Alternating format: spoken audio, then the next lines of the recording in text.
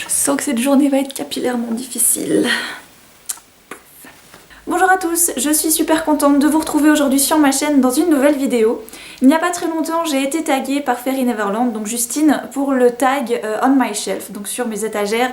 C'est pour ça que je vous avais mis à contribution il y a de ça quelques temps sur la page Facebook du blog et de la chaîne. Vous deviez me donner des numéros entre 1 et 12 et un deuxième numéro entre 1 et 25. Vous avez été, je pense, plus de 80 ou 90 à participer, donc waouh, je pense que cette vidéo va pouvoir être refaite quelques fois en fait, jusqu'à ce que je fasse tous les numéros. Donc je suis désolée si en premier lieu votre numéro n'est pas cité dans cette vidéo. Le premier chiffre que vous m'avez donné, ça désigne l'étagère. Le deuxième chiffre va correspondre lui au livre qui se trouve sur l'étagère, donc voilà, on a un peu l'impression d'être dans un cours de géographie mais version bibliothèque. Comme vous pouvez le voir, enfin comme vous le savez déjà, je vous les ai déjà présentées quelques fois, mes bibliothèques sont assez grandes, j'en ai quelques-unes, donc ça va pas être évident pour moi être toujours à l'écran. Donc ne m'en voulez pas si tout d'un coup je pars, je ne suis pas très loin. Ensuite, quand j'ai trouvé le livre qui correspond aux deux numéros que vous m'avez donnés, qu'est-ce que j'en fais? Eh bien tout simplement je vous le présente. C'est-à-dire que j'ai trouvé que c'était une bonne idée, finalement ce tag On My Shelf, pour vous parler des livres dont je ne parle peut-être pas assez, ou pas forcément, ou que je vous ai présenté une fois dans une email box et ensuite une fois dans un bilan, mais c'est tout.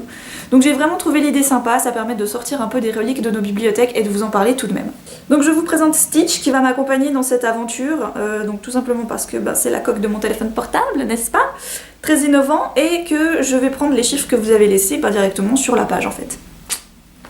Alors c'est parti, le premier chiffre c'est Pauline qui me l'a donné et c'est le 4 et le 13. 1, 2, 3, 4. 1, 2, 3, 4, 5, 6, 7, 8, 9, 10, 11, 12, 13. À cet endroit, il y a précisément le tome 2 des Chroniques de Narnia de C.S. Lewis aux éditions Folio Junior, donc c'est les toutes vieilles éditions parce que voilà, c'est une série que j'ai depuis très très longtemps. On peut même constater qu'à l'époque, je prêtais mes livres et donc je mettais mes initiales dessus pour qu'on se rappelle que c'était à moi et qu'il fallait me les rendre en fait. L'armoire magique, c'est certainement un de ceux qui m'a le plus marqué, pas parce qu'il y a eu le livre, pas parce qu'il y a eu le film, je veux dire, tout simplement parce que j'ai trouvé que c'était le volume où il y avait le plus d'ambiance, où on rencontre enfin vraiment Narnia. Personnellement, j'ai pas trop apprécié les films Chroniques de Narnia, je les ai un petit peu boudés parce que j'ai trouvé que c'était pas du tout fidèle et que j'ai pas compris pourquoi ils avaient commencé à le faire à partir du 2 alors que c'est le premier film mais c'est le deuxième livre et ensuite on saute des bouquins. La série bien sûr reste un de mes meilleurs moments parce que voilà, tout simplement c'est une des meilleures séries que j'ai pu lire quand j'étais enfant. Ensuite Gwen m'a donné le 4 et le 14, donc bon c'est simple, c'est tout simplement la suite de Narnia, donc je ne vais pas vous le représenter. C'est le cheval et son écuyer, donc c'est pas un volume qui m'avait particulièrement plu et voilà, c'est pas celui qui me reste le plus en mémoire et comme c'est de la même série, je vais pas vous refaire toute une tirade dessus. Ensuite Marie de ma petite librairie m'a donné le 6 et le 24. 1, 2, 3, 4, 5, 6. 1, 2, 3, 4, 5, 0, 1, 2, 1, 3, 1, 4. À cet emplacement, il y a le tome 3 de La Ronde des Saisons de Lisa Kleypas aux éditions J'ai lu pour elle. C'est un livre que j'ai lu dernièrement et que j'ai adoré, vous savez que j'en ai fait un coup de cœur parce que de la série, enfin des 3 que j'ai lus jusqu'à maintenant, c'est celui qui m'a le plus plu. Qui avait également les personnages que j'appréciais le plus, donc Evangeline et Sébastien, donc voilà, c'est vraiment les personnages qui m'ont le plus intéressée, une saison que j'aime particulièrement aussi, un peu moins que l'automne, mais voilà, c'est vraiment une saison qui me plaît beaucoup. J'ai beaucoup aimé parce qu'on ne se retrouve pas dans le même univers que le premier et le deuxième tome, on est vraiment... J'ai trouvé que Sébastien et Evangeline étaient plus isolés, on va dire, ils avaient moins tous ces froufrous autour d'eux, et que c'était un univers beaucoup plus masculin, et du coup ça avait un côté un peu plus charmant, j'ai trouvé, ça changeait un petit peu des 2 premiers volumes, et donc du coup c'est pour ça qu'il avait eu le coup de cœur. En fait je crois que ce tag va être aussi fatigant que le Booktoro Challenge, j'ai l'impression. Alors Lilou m'a donné comme indication étagère 3 et livre 10. 1, 2, 3. 1, 2, 3, 4, 5, 6, 7, 8, 9, 10. Donc l'emplacement correspond au premier tome de la série Promise d'Ali Kondi aux éditions Gallimard. J'avais eu une grosse surprise avec ce premier volume parce que j'avais un petit peu peur de me lancer dans la série. C'était Karine qui me l'avait envoyé, je crois que c'était le tout premier swap que je faisais, c'était un swap de fin d'année.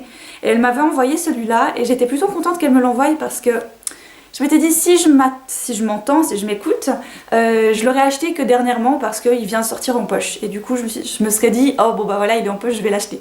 Tandis que là elle m'avait offert le premier volume et j'avais vraiment beaucoup aimé. C'est un univers dystopique qui qui est très lent en fait. J'ai trouvé qu'il était beaucoup moins impressionnant que Hunger Games par exemple, mais qui a autant d'importance, qui est autant mauvais en quelque sorte, parce que voilà, les univers dystopiques sont rarement très très bons, on le sait. J'ai beaucoup aimé le personnage de... Comment elle s'appelle? Elle a dû mais tellement me marquer. Cassia, je crois. C'est ça son prénom. Gros doute. Je vais trouver Cassia. Donc j'ai trouvé que le personnage de Cassia était plutôt attachant dans ce premier volume. Elle est assez ignorante et en même temps elle a envie de découvrir certaines choses, mais elle sait très bien qu'elle risque quand même gravement quelque chose. C'est celui que j'ai préféré parce que c'est celui qui met vraiment bien en place les choses. Le tome 2 est un petit peu lent et le tome 3 m'a carrément déçue parce qu'il se passe trop de choses que j'ai pas compris en fait. Et moi au moment où je comprends pas un livre, ça m'énerve et j'ai plus envie de continuer. Donc heureusement que c'était le dernier de la série parce que j'ai rien compris à la finalité de l'histoire et du coup je suis très vexée par rapport à cette série. Mais le premier tome reste un excellent moment que j'ai passé, je m'en souviens. Ça va, pour le moment vous me donnez des chiffres qui vont dans la première bibliothèque, c'est pas trop pénible. Chloé m'a donné le 9 et le 22. Bon voilà, du coup là je change d'étagère, donc un petit instant je reviens. Les chiffres correspondent au tome 4 des Orphelins Baudelaire, donc Cauchemar à la série de Lemony Snicket bien sûr. Je crois que c'est une des séries de ma bibliothèque dont je suis le plus fière, parce que c'est celle que j'ai encore dans les premières éditions. Et ces éditions-là n'existent plus en fait, elles sont complètement épuisées, ils les ressortent maintenant en poche et en intégrale grand format, voilà. Donc moi je trouve ça un petit peu dommage. Alors en effet ils sont très petits, je remarque actuellement que je pense que les Orphelins Baudelaire ça doit être les livres que j'ai en une série qui sont les plus minces, mais c'est pas un défaut que je leur donne. Donc la série des Orphelins Baudelaire, je vous en ai parlé donc dans mon top 10 héroïnes, parce que Violette fait partie des héroïnes que j'ai le plus appréciées de mon adolescence. C'est vraiment des personnages qui m'ont accompagnée très longtemps. Je sais plus comment j'en suis venue à lire la série. Je crois que j'ai commencé avec le tome 2 sans faire exprès en le prenant à la bibliothèque et j'avais pas remarqué tout de suite que c'était le second volume. J'ai trouvé l'idée géniale, mais c'est vrai que je comprenais pas tout. Et en fait, en me reposant le livre, j'ai fait ah, c'est normal, c'est le tome 2 donc c'est normal que t'as rien compris. J'avais ensuite emprunté le tome 1, enfin voilà, jusqu'au... Je crois que j'avais emprunté jusqu'au 5 ou 6 et par après, donc il n'y avait pas tout qui était encore sorti et par la suite ma mère avait commencé à me les acheter. Donc je me souviens que la série était arrivée dans ma bibliothèque avec le tome 7. Et que par après je me suis dit bon il faudrait quand même que t'aies toute la série parce que ça donne assez bien en fait quand vous les avez comme ça dans votre bibliothèque. Et c'est par après que j'ai commencé à les racheter. Ensuite concernant ce volume en lui-même, je ne peux pas vous en dire grand chose parce que y a tellement d'aventures que je pense que c'est une des séries que j'ai le plus envie de relire parce que je pense que j'ai oublié les 3/4. Donc Cauchemar à la série, je sais que c'était pas un qui m'avait spécifiquement botté, voilà, mais c'est une série géniale. Ensuite, Ellie m'a donné le 9 et le 23, donc comme c'est le tome 5 des Orphelins Baudelaire, du coup je vais pas vous le représenter parce que ce serait représenter la série. Ensuite, il y a le 8, 24 que Mathilde m'a donné. Ce qui nous mène à Poison de Sarah Pinborough, donc chez les éditions Milady. Je vais pas trop m'étaler parce que je vous en ai parlé dans le dernier bilan du mois d'avril. J'ai adoré, voilà, vous le savez, je fais partie vraiment des personnes qui ont beaucoup aimé cette réécriture de Blanche-Neige. J'ai trouvé la fin tout simplement bluffante et ahurissante et moi elle m'a énormément plu parce que ça enlève un peu de son charme justement à l'histoire, je trouve. Ça lui apporte quelque chose d'un peu plus glauque, un peu plus pas sanglant, je dirais pas ça, mais un peu plus dark. Ouais, voilà, ça donne vraiment une version de Blanche-Neige comme on l'attend un petit peu, qui ne va pas pour un conte pour enfants, mais qui va très bien pour un conte pour adultes. Donc, pas coup de cœur, mais gros plaisir à avoir lu ce livre, et je le conseille fortement. Gros plaisir, ça se dit ça? Nous avons Julie qui m'a donné le 10 et le 12, ce qui correspond au tome 1 des Chroniques du Monde Émergé de Licia Troisi. J'adore cette trilogie, vous le savez, j'ai encore le tome 3 à lire qui est dans ma palle. Je suis fan de ce qu'a fait Licia Troisi avec son personnage, avec son univers. Elle a des personnages tout simplement géniaux. Niall fait partie de ses héroïnes. Je l'avais mise au même statut que Elana dans mon top 10 des héroïnes parce qu'elle est juste bluffante, elle est ahurissante, c'est une gamine qui a dû grandir hyper vite, c'est la dernière demi-elfe de son peuple. Je trouve que c'est un personnage qui a autant de défauts que de qualités mais qui du coup, tous ces défauts la rendent tellement réelle. Ça donne un personnage authentique, voilà, c'est le mot que je cherchais, elle est très authentique. Elle comprend petit à petit que c'est pour une cause bien meilleure qu'elle doit se battre et elle n'en démord pas, elle se fait mais rouler dans la poussière, on lui met des bâtons dans les roues, on veut pas qu'elle arrive à son but et pourtant elle ne démord pas, elle reste accrochée à son rêve, je veux devenir un chevalier dragon. Alors Julia m'a donné le 8 et le 20. Alors ce chiffre correspond au tome 2 de l'héritage d'Arcer de Marie Caillé aux éditions Michel Lafon, donc Allégeance. J'ai adoré cette série, que je n'ai pas terminée d'ailleurs, parce qu'il y a 3 volumes et je n'ai toujours pas lu le 3. J'ai eu un énorme coup de cœur sur le tome 1. J'ai adoré cet univers, cette histoire, ce personnage-là.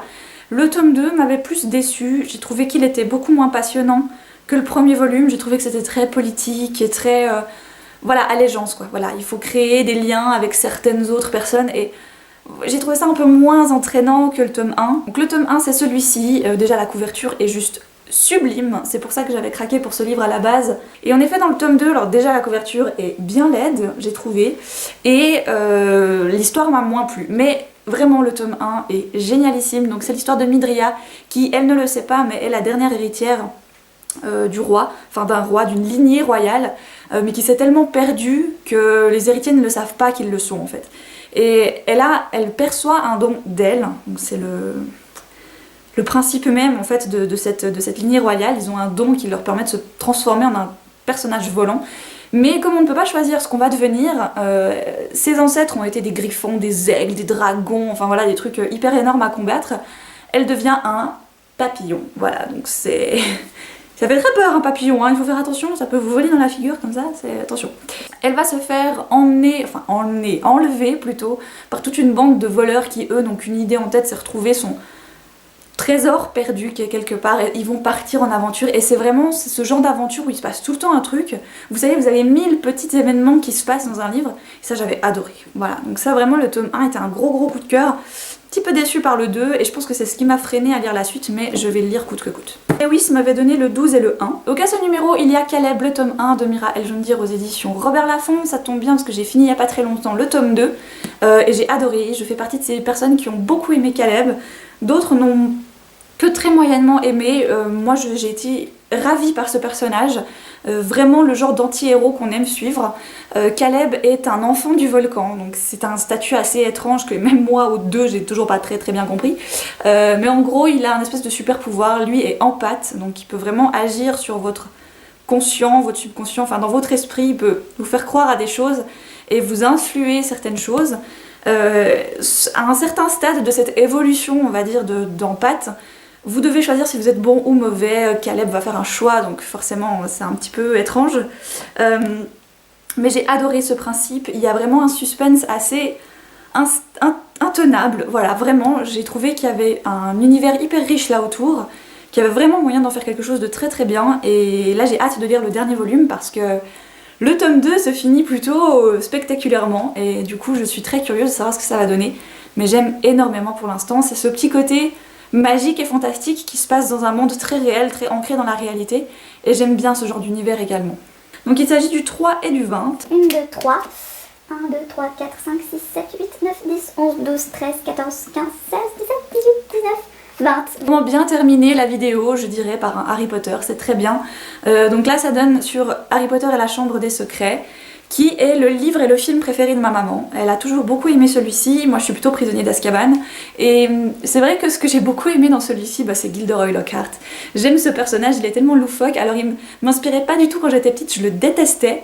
Et je pense qu'en effet c'est peut-être un personnage qu'on n'aime pas trop quand on est enfant parce que il va avec rien. Je pense que c'est typiquement le genre de personnage qui plaît aux adultes parce qu'il est pas crédible pour un sou. Et il en fait tellement des tonnes, et quand tu es enfant, tu y crois, donc tu comprends, ils ont 12 ans dans la deuxième année, tu comprends qu'ils ont envie d'y croire, que les filles sont totalement baba devant ce mec, et plus tard, quand je les ai relus, je me suis dit, ouais non mais il est tellement pas crédible ce mec, en fait c'est pas possible. Voilà, donc je termine cette vidéo, surtout pour qu'elle ne soit pas trop longue. J'ai bien d'autres chiffres, on est d'accord, mais je pense que si je les suivais tous, en fait je pourrais vous vider ma bibliothèque et vous parler un par un de tous les livres de ma bibliothèque, ce qui n'est pas le but non plus. Je vais certainement refaire cette vidéo avec les chiffres qui ont été mis dans les commentaires suivants. Je pense pas que je vais pouvoir mettre les chiffres de tout le monde parce que vraiment je pensais pas que vous alliez être autant en fait à réagir à ces numéros. Donc super, j'avais l'impression d'être au loto, carton, c'était génial. Merci beaucoup d'avoir participé parce que si j'ai pu faire cette vidéo, c'est grâce à vous. Merci à Justine de m'avoir tagué, j'ai beaucoup aimé sa vidéo donc je suis très contente de la réaliser à mon tour. J'espère que ça donne bien parce qu'en fait je me rends compte que je me balade pas mal dans mes bibliothèques donc je ne sais pas trop à quoi ça va ressembler. Je vous fais plein de gros bisous, je vous embrasse très fort et je vous dis à une toute prochaine.